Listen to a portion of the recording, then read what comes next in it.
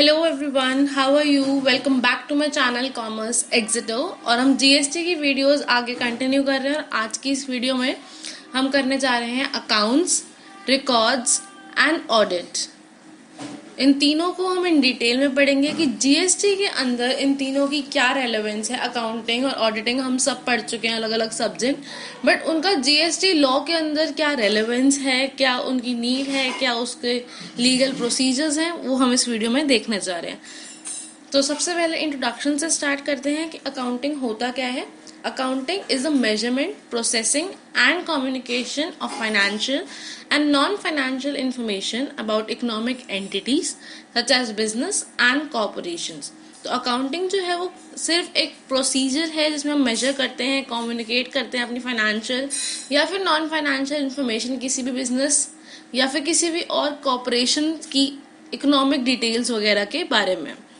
पर जीएसटी के अंदर क्योंकि हम सेल्फ असेसमेंट बेस्ड टैक्सेशन करते हैं, जो हमारा टैक्स पेयर है वो खुद ही अपनी इनकम असेस करता है और खुद ही उसके अकॉर्डिंग अपनी टैक्स कैलकुलेट करके पे करता है। इसीलिए इन सारे डॉक्यूमेंट्स का जो हम अकाउंट्स में बनाते हैं उनकी प्रॉपर वेरिफिकेशन, डॉक्यूमेंट्री चेक होना बहुत ज़रूरी है।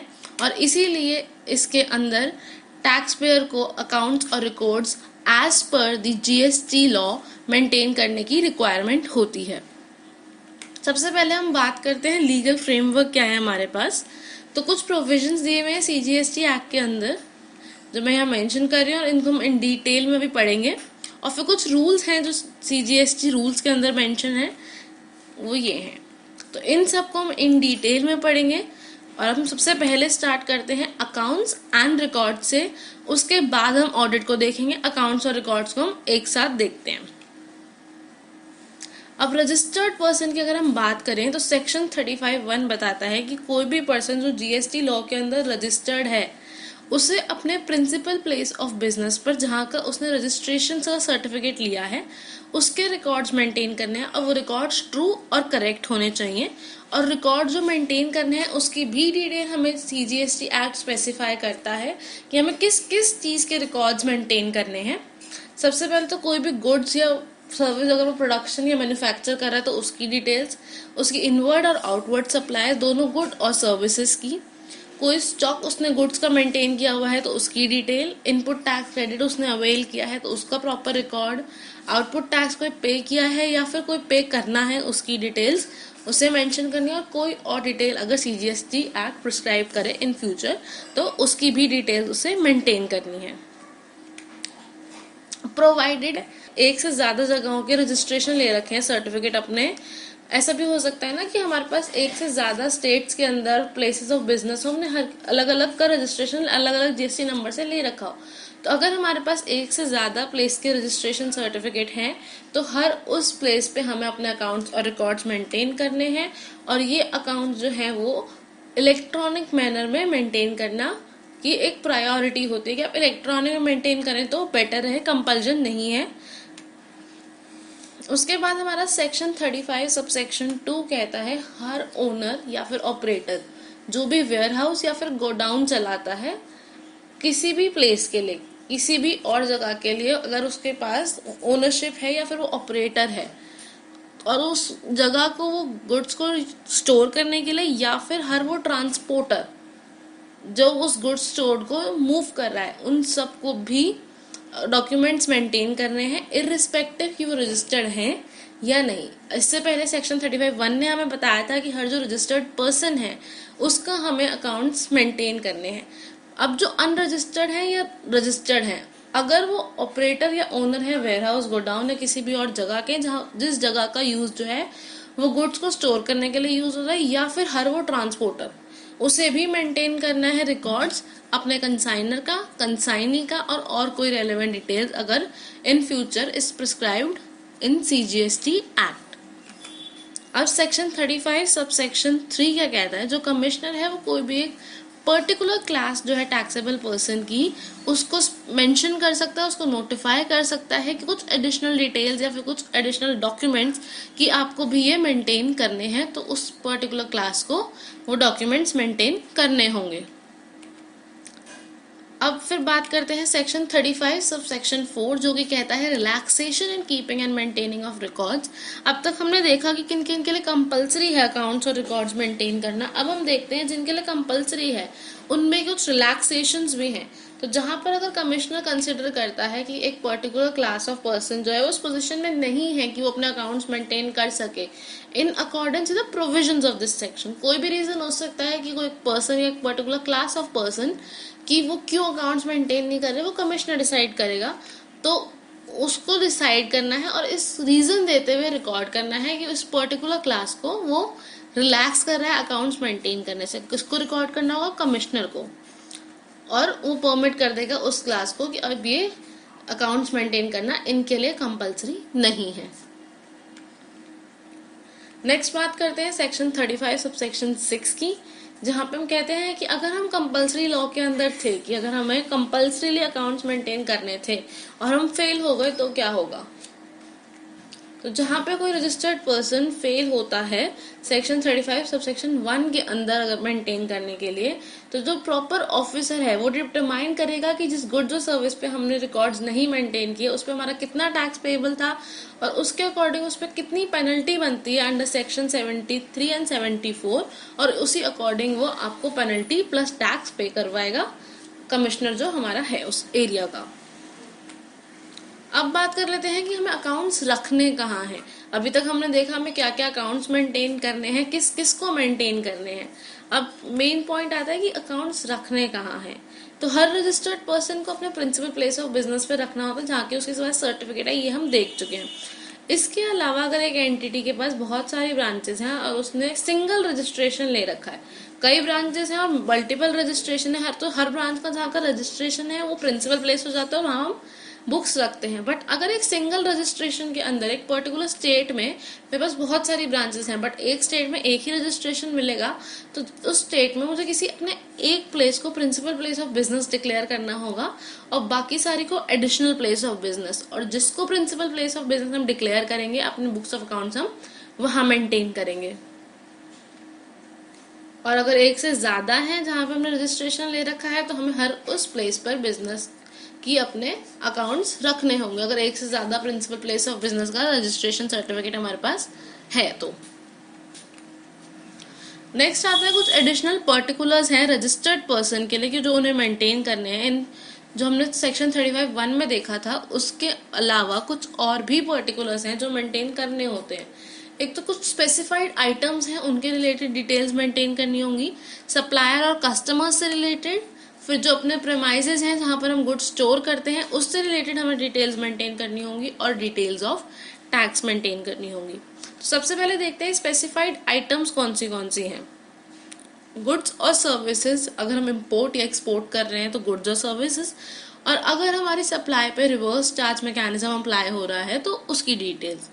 अब इन सब में क्या क्या डॉक्यूमेंट्स मेंटेन करने हैं। अगर हम स्पेसिफाइड आइटम्स से डील कर रहे हैं तो क्या डॉक्यूमेंट्स हमें मेंटेन करने हैं? Invoice, bill of supply, delivery challan, credit note, debit note, receipt voucher, payment voucher and refund voucher, ये सारे डॉक्यूमेंट्स हमें अपने पास मेंटेन करने हैं। और अगर जैसे आप ध्यान दें इम्पोर्ट एक्सपोर्ट के केस में मोस्टली एडवांस के बिना काम नहीं चलता है। इम्पोर्ट और एक्सपोर्ट क्योंकि दो कंट्रीज के बीच में है तो इतना ट्रस्ट वहाँ नहीं होता है कि आप अपने गुड्स पहले भेज दें और अपने पेमेंट के लिए वेट करते रहे। वहाँ कुछ परसेंटेज एडवांस का पॉइंट चलता है कि एडवांस देंगे तो गुड्स मैन्युफैक्चर होंगे और फिर सप्लाई होंगे। तो जो भी एडवांस या तो आपने दिया है या रिसीव किया है उसके आपके पास सेपरेट अकाउंट बुक्स अवेलेबल होने चाहिए। उसके अलावा जो भी आपके पास गुड्स या फिर सर्विसेज स्टॉक में है उन सब की डिटेल्स, उनका ओपनिंग स्टॉक, उनका क्लोजिंग स्टॉक, सेल, परचेज, कोई फायर है, कोई लॉस हुआ है, कोई आग लग गई, चोरी हो गई, कुछ आपने स्क्रैप में बेचा, तो वो सब कुछ आपको मेंटेन करना है इन डिटेल। अब बात करते हैं सप्लायर और कस्टमर से रिलेटेड। तो आपको एक नेम और कंप्लीट एड्रेस उस सप्लायर का और कस्टमर का, और अगर वो रजिस्टर्ड है तो उसका जीएसटी नंबर भी आपको अपने रिकॉर्ड्स में मेंटेन करना है। उसके अलावा प्रेमाइसेस से रिलेटेड आपको उस पूरी प्रेमाइसेस का प्रॉपर डिटेल, इन डिटेल में उसके पूरा एड्रेस, कहाँ पर आपने गुड्स ट्रांजिट में स्टोर किए हैं उसकी पूरी डिटेल्स भी आपको मेंटेन करनी होंगी। इसके अलावा अगर आपके गुड्स आपने जो जगह बताई है उसके कहीं और मिलते हैं, मतलब जो आप अपने अकाउंट्स में मेंटेन कर रहे हैं वहां नहीं रखा हुआ, आपने कहीं और रखे हुए हैं, तो प्रॉपर ऑफिसर जो है वो पेनल्टी लगाएगा, अमाउंट ऑफ टैक्स डिटरमाइन करेगा और उसके हिसाब से पेनल्टी वो लगाएगा। टैक्स की बात करते हैं तो उसमें कुछ डिटेल्स जो मेंटेन करनी होती है वो ये हैं। एक तो आपने कितना टैक्स पे किया है, कितना कलेक्ट किया है, कितना पे करोगे, कितना आईटीसी आपने क्लेम किया है, credit notes, debit notes, delivery challan अगर आपने इश्यू या रिसीव किया है तो उसकी भी डिटेल्स मेंटेन करनी होती है। अब आता है कुछ स्पेसिफाइड पर्सन्स। अभी हमने देखा था स्पेसिफाइड आइटम्स, अब बात करते हैं कुछ स्पेसिफाइड पर्सन्स हैं जिनको भी रिकॉर्ड्स मेंटेन करने होते हैं। अब ये स्पेसिफाइड पर्सन कौन है वो देख लेते हैं और फिर हर पर्टिकुलर पर्सन को इसमें से इन्होंने डिटेल में सीजीएसटी एक्ट में मेंशन किया है कि इस पर्टिकुलर पर्सन को ये डिटेल्स मेंटेन करनी है, तो वो हम देखेंगे। सबसे पहले देखते हैं स्पेसिफाइड पर्सन कौन होते हैं। Agent, manufacturer, supplier of service, person executing works contract, records by custodian / clearing and forwarding agent, owner operator of godown और warehouse और transporter। तो इन सब का हम इन डिटेल में देखने वाले हैं कि इन सब को क्या क्या चीजें मेंटेन करनी है, कौन से रिकॉर्ड्स मेंटेन करने हैं। सबसे पहले एजेंट से स्टार्ट करते हैं। तो एक एजेंट को सबसे पहले तो अपना लेटर ऑफ ऑथराइजेशन जो उसे प्रिंसिपल से मिला है कि वो उस गुड्स और सर्विसेज को उसके बिहाफ पे सप्लाई कर सकता है वो मेंटेन करना है, और अपने हर प्रिंसिपल से सेपरेटली उसे लेटर चाहिए और सबके सब उसे इन डिटेल्स में मेंटेन करने हैं। उसके बाद जो भी गुड्स और सर्विसेज उसने रिसीव करी हैं अपने प्रिंसिपल से, उन सब की डिटेल्स, उनकी वैल्यू, उनकी क्वांटिटी, जितनी भी उसके पास है, उसने जितनी रिसीव करी है उसकी डिटेल्स, फिर इसमें से जो उसने सेल करी है उन सब की डिटेल भी उसे मेंटेन करनी है कि जितनी भी उसने सेल करी है यहाँ पर उस अपने प्रिंसिपल से गुड्स लेकर उसकी डिटेल्स।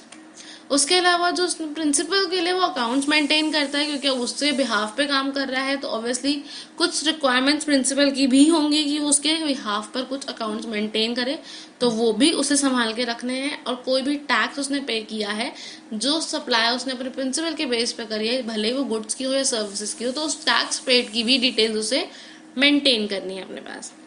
नेक्स्ट आता है मैन्युफैक्चरर। तो मैन्युफैक्चरर को तो सबसे पहले अपनी मंथली प्रोडक्शन की क्वांटिटेटिव डिटेल्स कि उसने कितना रॉ मटेरियल गुड्स का या सर्विसेज का यूज किया है उसको मैन्युफैक्चर करने के लिए, और दूसरा क्वांटिटेटिव डिटेल्स उसको अपने गुड्स जितने उसने मैन्युफैक्चर करे हैं उसकी भी मेंटेन करनी होती है, इंक्लूडिंग उसके बाय प्रोडक्ट्स, उसके वेस्ट, उसके जॉइंट प्रोडक्ट, सबकी भी डिटेल्स उसे मेंटेन करनी होती है क्वांटिटेटिव फॉर्म में। नेक्स्ट आता है हमारे पास सप्लायर ऑफ सर्विसेज। तो उसे अकाउंट्स मेंटेन करने होते हैं कि कितने गुड्स उसने यूज किए इस सर्विसेज को प्रोड्यूस करने के लिए, दूसरे उसने कितनी इनपुट सर्विस यूटिलाइज करी है और कितनी डिटेल्स अपनी उसकी भी कि उसने कितनी इनपुट सर्विसेज सप्लाई करी हैं, उसकी भी डिटेल्स एक सप्लायर ऑफ सर्विसेज को मेंटेन करनी होती है। नेक्स्ट बात आती है पर्सन एग्जीक्यूटिंग वर्क्स कॉन्ट्रैक्ट।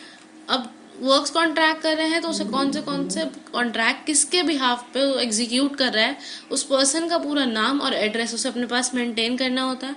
फिर कितना काम उसने एग्जीक्यूट कर दिया है उसकी क्वांटिटेटिव वैल्यू और क्वांटिटी डिस्क्रिप्शन के साथ गुड्स और सर्विसेज की उसे मेंटेन करनी होती है। फिर कितनी उसने यूटिलाइज करे हैं गुड्स और सर्विस अपने वर्क्स कॉन्ट्रैक्ट के काम को एग्जीक्यूट करने के लिए, उसका डिस्क्रिप्शन। फिर कितनी पेमेंट उसे हर कॉन्ट्रैक्ट के लिए रिसीव हुई है उसकी इन डिटेल डिस्क्रिप्शन उसको अपने पास रखनी है। नेम और एड्रेस जो है सप्लायर ऑफ गुड्स और सर्विसेज का, जहाँ से उसे मिल रहे हैं अपने गुड्स और सर्विसेज, वहाँ का भी उसे नेम और एड्रेस की डिटेल्स अपने पास मेंटेन करनी होती है। नेक्स्ट आता है हमारा records by custodian, clearing and forward agents. इनको सिर्फ एक ही चीज़ मेंटेन करनी होती है कि जितने भी गुड्स और सर्विसेज इन्होंने हैंडल करे हैं उसकी ट्रू और करेक्ट तरीके से हर उस रजिस्टर्ड पर्सन की डिटेल्स वो प्रोड्यूस करें अपने पास, जब भी प्रॉपर ऑफिसर उनसे मांगे या जिस तरह से प्रॉपर ऑफिसर उनसे मांगे उस तरह से मेंटेन उनको करनी होती है। नेक्स्ट बात आती है ओनर ऑपरेटर गोडाउन या फिर वेयर हाउस का। ये हम देख चुके हैं, बट इसके अलावा इनको क्या क्या डिटेल्स मेंटेन करनी है वो हम देखेंगे। ये तो हमने देख लिया कि भले ही ओनर ऑपरेटर जो है गोडाउन वेयर हाउस का रजिस्टर्ड ना भी हो तो उसे मेंटेन करने होते हैं। अब क्या क्या डॉक्यूमेंट्स मेंटेन करने होते हैं वो है कि सबसे पहले उसे रिकॉर्ड्स मेंटेन करने होते हैं कंसाइनर का, कंसाइनी के, और उसके अलावा कोई भी डिटेल जो CGST एक्ट प्रिस्क्राइब करे। फिर जो इसमें कोई भी और डिटेल्स यहाँ पर बोली गई हैं तो उससे रिलेटेड उसे क्या क्या पर्टिकुलर्स अपने पास मेंटेन करने होंगे। गुड्स की डिस्पैच, उनकी मूवमेंट, उनकी रिसिप्ट, उनका डिस्पोजल, अगर कुछ भी हुआ है तो इन सब की इन डिटेल डिस्क्रिप्शन उसको अपने पास मेंटेन करने होंगे। और जो वो ओनर है इस डिस्क्रिप्शन को इस तरह से मेंटेन करे कि कभी भी कोई भी पर्सन उनके अकाउंट्स अगर वो देखे तो उसको प्रॉपरली वो आइडेंटिफाई कर सके आइटम वाइज या फिर ओनर वाइज कैटेगरीज में उसके गुड्स को। नेक्स्ट और लास्ट हमारा आता है ट्रांसपोर्टर। तो ट्रांसपोर्टर को कंसाइनर, कंसाइनी और कोई भी और रेलेवेंट डिटेल्स अगर बोली जाए वो मेंटेन करनी होती हैं। और रूल 58 सबसेक्शन 4 के अकॉर्डिंग उसे मेंटेन करना होता है रिकॉर्ड्स GST नंबर के साथ उस रजिस्टर्ड कंसाइनर कंसाइनी का हर उस ब्रांच के लिए जहां पर उसने गुड्स ट्रांसपोर्ट किए हैं, डिलीवर किए हैं या फिर इन ट्रांजिट में स्टोर किए हैं, तो उसकी भी GST नंबर के अकॉर्डिंग के साथ उसको अपने अकाउंट्स में रिकॉर्ड करना होता है। नेक्स्ट हमारे पास बात आ जाती है मोड ऑफ मेंटेनिंग अकाउंट्स। सबसे पहले तो एक चीज है नोट कर लीजिए कि जो CGST रूल्स है वो कंपलसरी नहीं करते हैं कि आपको इलेक्ट्रॉनिक फॉर्म में ही अकाउंट्स मेंटेन करने हैं। वो आपको प्रायोरिटी देते हैं कि आप अच्छा होगा आप इलेक्ट्रॉनिक फॉर्म में मेंटेन करें, बट ऑप्शन वो आपको दोनों देते हैं, दैट इज मैनुअली और इलेक्ट्रॉनिक दोनों का।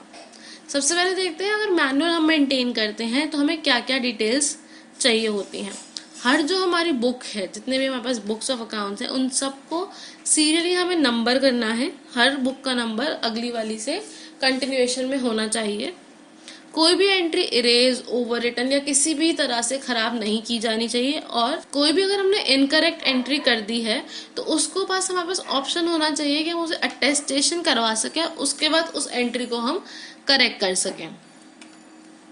अब इलेक्ट्रॉनिक फॉर्म में देखते हैं कि हमारे पास सबसे पहले तो ऐसी इलेक्ट्रॉनिक डिवाइस होनी चाहिए जिसमें हम डिजिटल सिग्नेचर लगा के ऑथेंटिसिटी दे सकें। उसके बाद जो हमारे पास बैकअप का ऑप्शन होना चाहिए हमारे सिस्टम में, हमारे पास बैकअप हमेशा रहना चाहिए हमारे डेटा का। हम इन फ्यूचर कभी भी अगर हमारा जो केस है वो अगर कोर्ट में है या कोई अपील चल रही है, हम ये ऑप्शन नहीं दे सकते हमारा डेटा स्टोर हो गया, हमारा डेटा स्टोल हो गया या फिर हमारा खराब हो गया, करप्ट हो गया, ये ऑप्शंस नहीं चलेंगे। आपके पास बैकअप होना चाहिए। उसके अलावा आप प्रिंट करने के लिए केपेबल होने चाहिए जो भी फाइल्स और पासवर्ड्स आपसे मांगे जाएं। और अगर ये पासवर्ड्स अगर आप प्रिंट करते हैं तो इन सबको आप ड्यूली अटेस्ट करा सकें, ऑथेंटिकेट करवा सकें। और एक प्रॉपर जो भी एंट्री एडिट या डिलीट हुई है उसके प्रॉपर लॉग्स मेंटेन होने चाहिए, किसने डिलीट करी, कब करी और किसकी परमिशन से करी गई एंट्री डिलीट, वो सब मेंटेन होना चाहिए। उसके बाद बात आती है period of retention of accounts. अब ऐसा तो है नहीं ना कि हम लाइफ लॉन्ग अकाउंट्स मेंटेन करेंगे। कंपनीज कितनी पुरानी होती हैं, 50-60 ईयर्स पुरानी कंपनीज आपने देखी होंगी मार्केट में। अब वो अपने 50-60 साल के रिकॉर्ड्स तो मेंटेन नहीं करने वाली हैं। तो इसके लिए दो सिचुएशन या दो कैटेगरीज में डिवाइड किया गया है। एक तो नॉर्मल सर्कमस्टांसिस में कंपनी को कब तक अकाउंट्स रिटेन करने चाहिए, और दूसरा अगर हमारा कोई केस पेंडिंग है, किसी भी अपील है, कोई भी हमारी कोई भी रिवीजन पेंडिंग पड़ी है, तो उस सिचुएशन में हमारे पास क्या होना चाहिए। तो एक एक करके इनको देखते हैं। सबसे पहले नॉर्मल सर्कमस्टांसिस में तो लास्ट डेट जो है वो अकाउंट्स मेंटेन करने की वो होती है due date of furnishing of annual return plus 6 years, और हम इसे कह सकते हैं 72 मंथ्स। अब क्योंकि ड्यू डेट 31 दिसंबर होती है फाइनेंशियल ईयर की एंड की, उससे हमें 6 साल बाद तक हमें मेंटेन करने। सिंपल वर्ड्स में अगर कहूँ तो जिस दिन हमने अपने उस फाइनेंशियल ईयर की रिटर्न भरी है उस रिटर्न भरने की डेट से या फिर उस रिटर्न की ड्यू डेट से, जो कि 31 दिसंबर होती है उस साल के एंड की, उसके 6 साल बाद तक हमें अकाउंट्स मेंटेन करने हैं नॉर्मल सर्कमस्टांसेस में। इसी चीज को अगर हम इन वर्ड्स में लिख दें तो accounts maintain by the registered person together with all the invoices, bill of supply, credit and debit notes and delivery challans relating to stocks, deliveries, inward supply and outward supply shall be preserved for a period of 72 months from the due date of furnishing of annual return for the year pertaining to such accounts and records. यहाँ पे मैंने words में इसलिए mention किया है क्योंकि examination point of view से exam में आपको पहले वर्ड्स में ही लिखना है, फॉर्मूला आपको अपनी रिमेम्बरेंस के लिए याद रखना है। चाहो तो आप लिख सकते हो, बट पहले आपको इन वर्ड्स में मेंशन करना होगा। अब बात कर लेते हैं, अगर कोई अपील पेंडिंग है हमारी, तो वो अपील कहाँ कहाँ पेंडिंग हो सकती है। अपीलेट अथॉरिटी में, रिविजनल अथॉरिटी में, अपीलेट ट्रिब्यूनल में, कोर्ट में, या फिर हमारी कोई इन्वेस्टिगेशन चल रही हो अंडर चैप्टर 19 और CGST या फिर SGST एक्ट के अंदर, तो हमें क्या करना होता है। तो जो रजिस्टर्ड पर्सन है उसके लिए ऑब्लिगेटरी है कि वो अपनी बुक्स ऑफ अकाउंट्स मेंटेन करे later of the following 2 periods के, जो भी ज्यादा है उस पीरियड तक के लिए वो मेंटेन करे। पहला तो period of 1 year after final disposal of such appeal, मतलब कि जो भी हमारी अपील चल रही है वो जिस साल में खत्म हुई है, जिस साल में उसकी फाइनल हियरिंग हमारे पास हुई है, उससे 1 साल या फिर वो 6 साल वाला पॉइंट जो अभी हमने पीछे देखा, तो 6 साल या फिर 1 साल फाइनल अपील से, जो भी दोनों में से ज्यादा होगा वहां तक हम मेंटेन करेंगे अपने बुक्स ऑफ अकाउंट्स। अब बात करते हैं हम ऑडिट की। अब तक हमने अकाउंट्स और रिकॉर्ड्स को इन डिटेल में देखा। अब ऑडिटिंग की जरूरत जीएसटी में क्यों है उसकी बात कर लेते हैं। सबसे पहले तो सेक्शन 2 सब सेक्शन 13 जो है वो हमारी ऑडिट की डेफिनेशन देता है जीएसटी एक्ट में। Audit means examination of records, returns and other documents maintained or furnished by the registered person under this act or the rules made there under or under any other law for the time being in force। मतलब audit जो है वो simply examination है returns और records का और other documents का, जो एक रजिस्टर्ड पर्सन मेंटेन करता है अपने इस हमारे CGST या GST एक्ट के अंदर या फिर कोई भी और लॉ के अंदर जो उस टाइम इन्फोर्स हो, ताकि हम वेरीफाई कर सकें कि जो भी टैक्सेस हम पे कर रहे हैं, रिफंड हम क्लेम कर रहे हैं या फिर इनपुट टैक्स हम अवेल कर रहे हैं, वो हम करेक्ट तरीके से, करेक्टनेस उसकी मेंटेन करके कर रहे हैं ना, और to assess his compliance with the provision of this act और the rules made thereunder. अब जो ऑब्जेक्टिव्स हैं हमारे ऑडिट के जीएसटी के अंदर, वो है एक तो प्रिवेंट करना गवर्नमेंट के रेवेन्यू की लीकेज को, और दूसरा इंश्योर करना कि हमारे लॉ जो है वो प्रॉपरली कंप्लाई हो रहे हैं। तो रेवेन्यू लीकेज से हमारा मतलब है कि the collection of correct amount of taxes and also to allow appropriate refund and input tax credit. मतलब जो हमारा रेवेन्यू है गवर्नमेंट का वो प्रॉपरली कलेक्ट हो रहा है ना, और एप्रोप्रिएट रिफंड लोग क्लेम कर रहे हैं, ज्यादा तो नहीं कर रहे। और इसको हम फुलफिल करने के लिए कुछ चीजें वेरीफाई करते हैं। वो क्या है? टर्नओवर जो पर्सन डिक्लेयर करता है, टैक्सेस जो पे होते हैं, रिफंड्स जो क्लेम होते हैं, और आईटीसी जितना अवेल होता है, उनकी वेरिफिकेशन, उनकी करेक्टनेस को हम चेक करते हैं। अब कंप्लायंस इंश्योर करने के लिए, क्योंकि जीएसटी जो है वो एक सेल्फ असेसमेंट बेस्ड टैक्स है और हमें चेक करते रहना है कि पर्सन जो है वो खुद से अपनी असेसमेंट सही कर रहा है ना, वहाँ पर कुछ फ्रॉड या कुछ मिस स्टेटमेंट तो नहीं कर रहा है। तो उसके लिए वो तभी हो सकता है ना कि ह्यूमन बीइंग को अगर पता है कि मेरे ऊपर कभी भी ऑडिट हो सकता है, तो वो अपने एंड से काम सही से करेगा। और अगर उसे पता है ऐसा कोई ऑप्शन ही नहीं है, ऐसी कोई चीज ही नहीं है, मैं तो कुछ भी भर सकता हूँ, तो ऑब्वियसली हर कोई अपना टैक्स बचाने की कोशिश करेगा। तो इट्स लाइक ऊपर से एक गवर्निंग बॉडी की तरह ऑडिट काम कर जाता है कि हम कभी भी आपके ऊपर ऑडिट की असेसमेंट हो सकती है। तो उस डर से एक पर्सन अपने आप को सेल्फ असेस सही से करेगा हर फाइनेंशियल ईयर में। अब इसीलिए ऑडिट को हम बैकबोन भी कहते हैं अपने ऑब्जेक्टिव्स को अचीव करने के लिए। नेक्स्ट बात करते हैं कितने टाइप ऑफ ऑडिट है हमारे पास जीएसटी में। सबसे पहले तो ऑडिट जहाँ पे टर्नओवर प्रिस्क्राइब लिमिट से एक्सीड कर जाए, वो सेक्शन 35(5) बताता है। नेक्स्ट है हमारा ऑडिट बाय टैक्स अथॉरिटीज, जो कि सेक्शन 65 बताता है। उसके बाद आता है स्पेशल ऑडिट अंडर सेक्शन 66। तो ये 3 ऑडिट्स बचे हैं, इनको अब हम डिटेल में पढ़ने जा रहे हैं। पहले तो टर्नओवर जहाँ एक्सीड करती है, तो जिस साल हमारी टर्नओवर एक्सीड करी है उससे पहले तो हमने ऑडिट नहीं करवाया होगा, तो ये हमारा पहला ऑडिट होगा, क्योंकि टर्नओवर तो भाई अभी अभी एक्सीड हुई है, तो इसीलिए इसको हम फर्स्ट ऑडिट भी कहते हैं। तो हर रजिस्टर्ड पर्सन जिसकी टर्नओवर एक्सीड हो जाए प्रिस्क्राइब लिमिट से, जो कि हमारे पास है 2 करोड़ की, तो वो अपना एक चार्टर्ड अकाउंटेंट या फिर कॉस्ट अकाउंटेंट हायर करता है ऑडिट करवाने के लिए। फिर जो उस रजिस्टर्ड पर्सन को अपनी एनुअल रिटर्न के साथ कुछ डॉक्यूमेंट्स की कॉपी भी कॉमन पोर्टल पे अपलोड करनी होती है, और वो डॉक्यूमेंट्स क्या है? ऑडिटेड अकाउंट्स उसके और दूसरा उसकी रिकंसिलिएशन स्टेटमेंट ड्यूली सर्टिफाइड। अब रिकंसिलिएशन स्टेटमेंट यहाँ पे कैश बुक और बैंक बुक की नहीं है, यहाँ पे है कि जो हम अपनी एनुअल रिटर्न फर्निश करी है वो, और जो हमने ऑडिटेड अकाउंट सबमिट करे हैं अगर उनमें कोई डिफरेंस है दोनों में तो उसको रिकंसाइल करके उसकी रिकंसिलिएशन स्टेटमेंट आपको सबमिट करनी होती है कॉमन पोर्टल पे।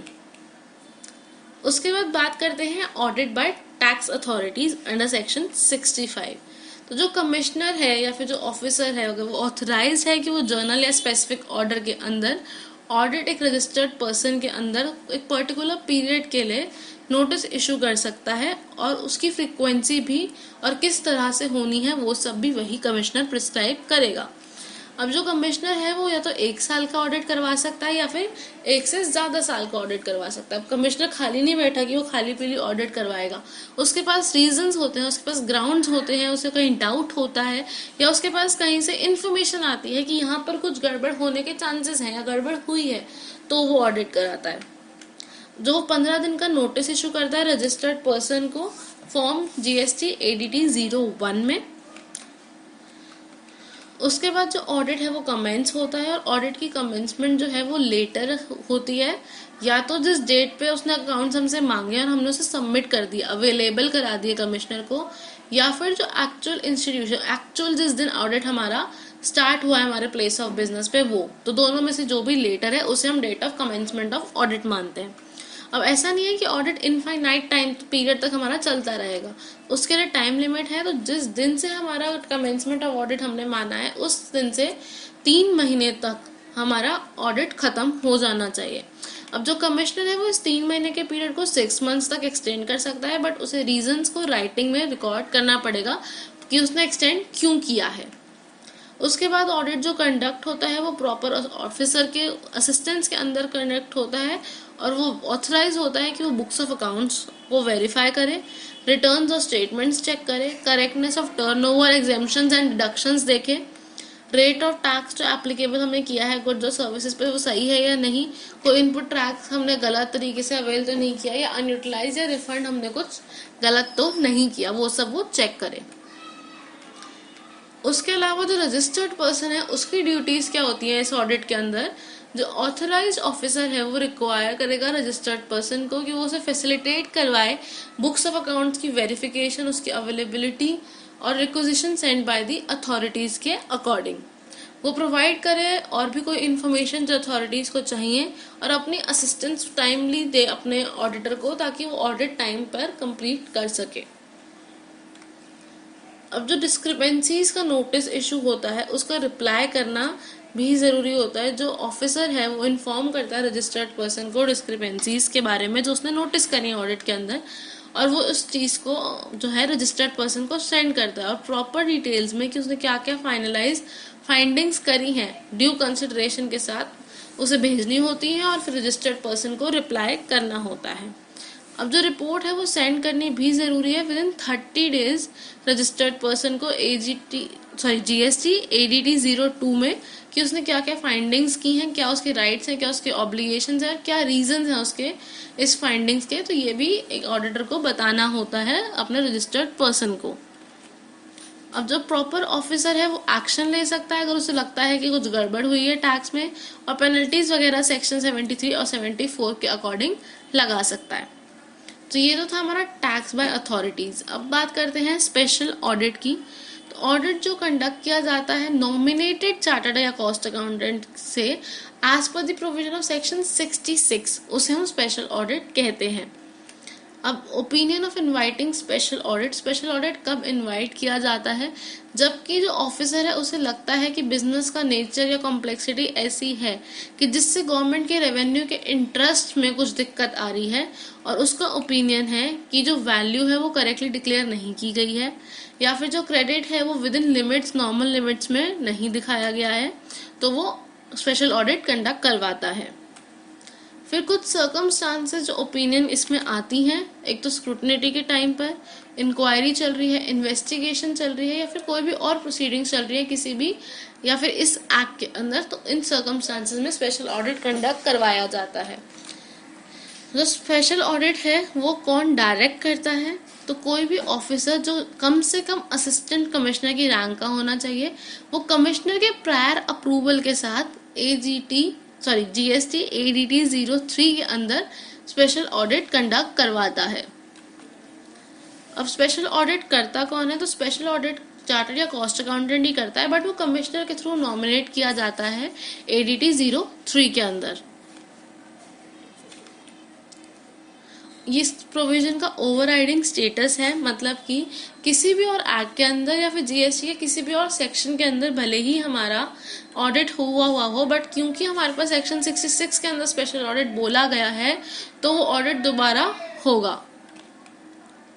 रेम्यूनरेशन ऑडिटर की जो है वो कमिश्नर ही डिसाइड करता है, दैट इज जो हमारी सेंट्रल गवर्नमेंट है एट द एंड आके वही डिसाइड करती है कितनी रेम्यूनरेशन देनी है उस चार्टर्ड या कॉस्ट अकाउंटेंट को, सबके उसके एक्सपेंसेस वगैरह मिला के वो वही डिसाइड करते हैं।